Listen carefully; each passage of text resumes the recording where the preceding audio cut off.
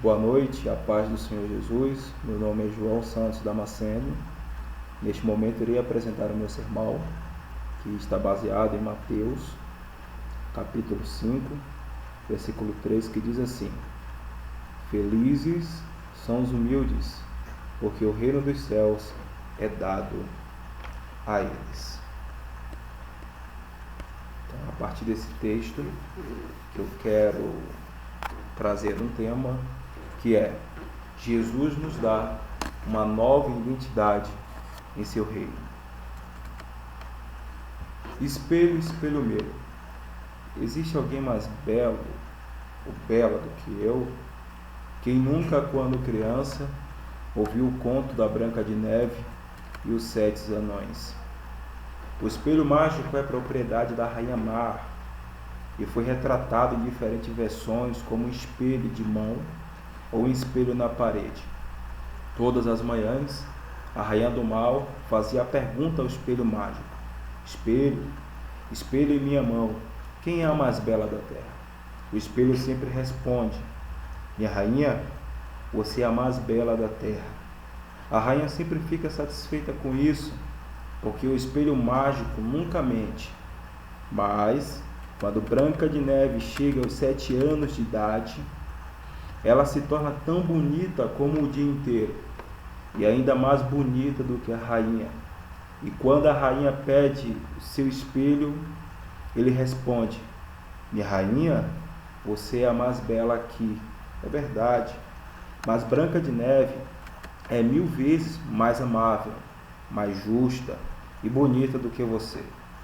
Isso resultou na Rainha Má convocando um caçador para matar Branca de Neve e trazer seus pulmões e fígado.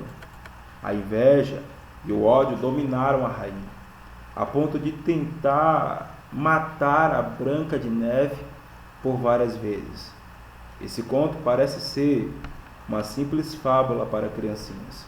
Todavia, revela o caráter de muitas pessoas que pensam que o mundo gira em torno de si e que não existe ninguém mais importante do que elas. O apreço por estar em grau de superioridade leva-os a desprezar o próximo, a humilhar os pequeninos, a cometer injustiça aos desfavoráveis. Então, nesse interim surge uma pergunta: quem um homem pensa que é? A partir desta pergunta, procurarei discorrer sobre como o discurso de Jesus sobre as bem-aventuranças contrapõe a expectativa do ouvinte de sua época, que vivia a praguejar sua autossuficiência. Quem um homem pensa que é? A imagem cultural do homem. O homem não reconhece sua miséria espiritual, principalmente aqueles que estão rodeados de riquezas, poder, fama, prestígio social, e que pensa ser superior aos outros, ou até mesmo que é aprovado por Deus.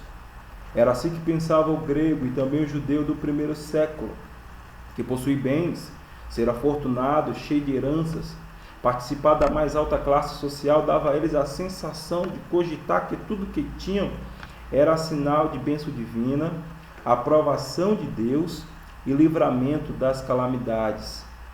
Ele vive baseado na utopia de que nada lhe falta e que já tem tudo o que precisa. É como um homem da parábola de Lucas, no capítulo 12, 16 ao 21. Um homem que tinha muitos bens. Estava com celeiros cheios, mas queria muito mais. Era ambicioso. Desejava construir um celeiro maior para produzir mais e armazenar mais.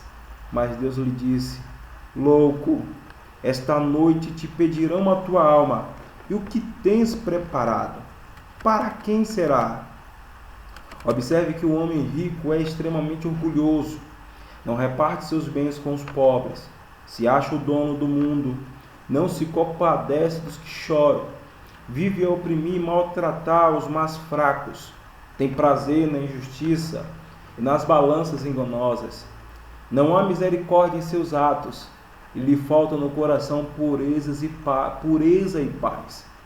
Suas ambições proporcionam benefícios apenas para si.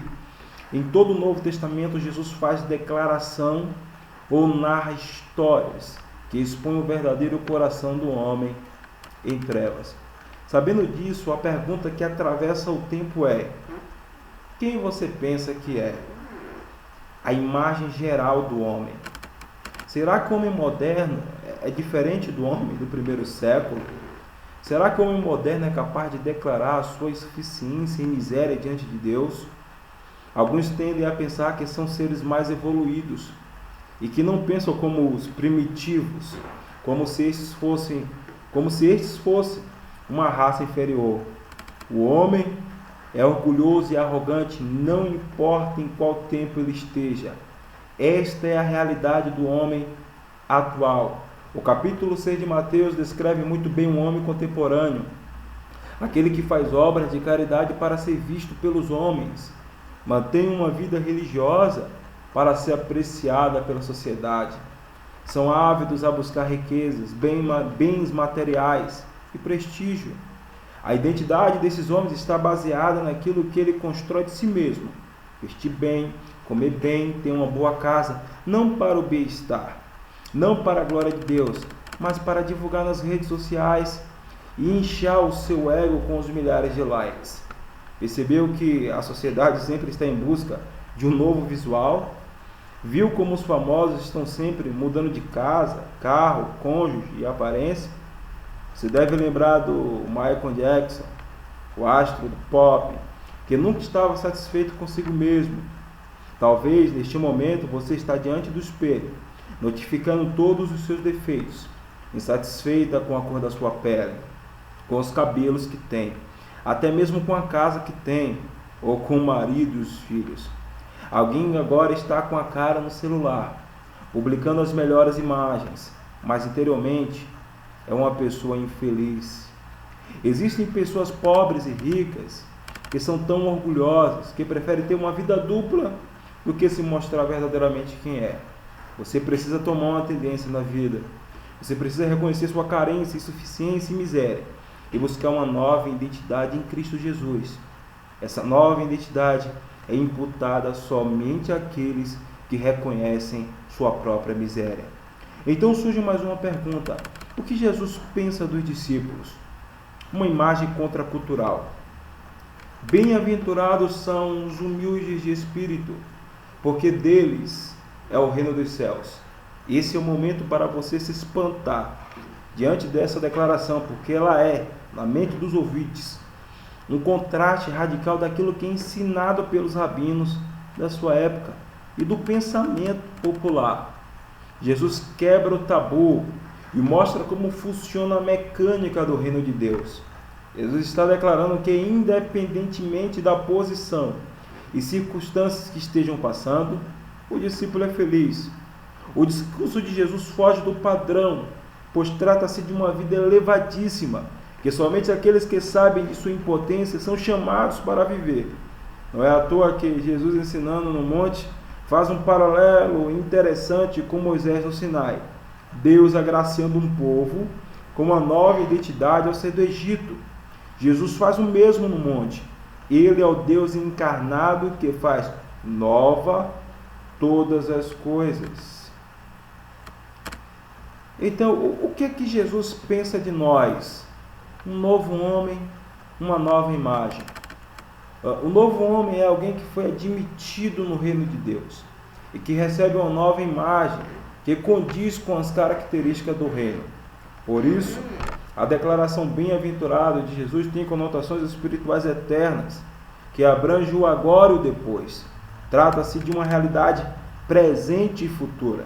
Sendo assim, bem-aventurado não é mera felicidade. Não se restringe a sentimentos. É atemporal. É Cristo dizendo para você: você é feliz, você é afortunado, pois o reino dos céus é dado a você. Então você pergunta: mas como é bem-aventurado o humilde de espírito? Isso é um paradoxo. Jesus está dizendo assim: aqueles que reconhecem que não possuem nada, que são miseráveis, têm bênçãos sem medidas advindas do reino dos céus. Lembra que os fariseus e escribas já possuem suas recompensas aqui, porque suas obras são para serem glorificadas pelo homem? Lembra que é melhor guardar o tesouro no céu, onde não há traça nem ferrugem? Somente os humildes de coração entenderão essa mensagem. Se Michael Jackson tivesse ouvido essa mensagem, ele não faria tantas mudanças como fez. Até a sua morte em 2009, Michael havia se submetido a mais de 100 cirurgias, que incluíram uma mudança completa e radical, no formato do nariz, botox, enchimento, embranquecimento de pele, implantes na bochecha, mudança no formato labial e muitos outros. Michael era viciado em cirurgias plásticas e sua mãe, Catherine Jackson. Não só Michael, mas muitos outros famosos e muitas pessoas por aí acabam se preocupando excessivamente com a sua autoimagem. Ei, Jesus tem uma palavra para você. Você precisa olhar para dentro de si e reconhecer que precisa de um Salvador, que te libertará das algemas do pecado, da insatisfação, do desespero e da ambição de ser visto. Jesus tem uma nova identidade para você. Você é feliz. Você é humilde de espírito. Você tem o reino de Deus por herança. Nada lhe falta, pois Cristo é tudo em todos. Somos herdeiro de Deus e co-herdeiro com Cristo, diz Paulo. Eu tenho um amigo apelidado de Veco.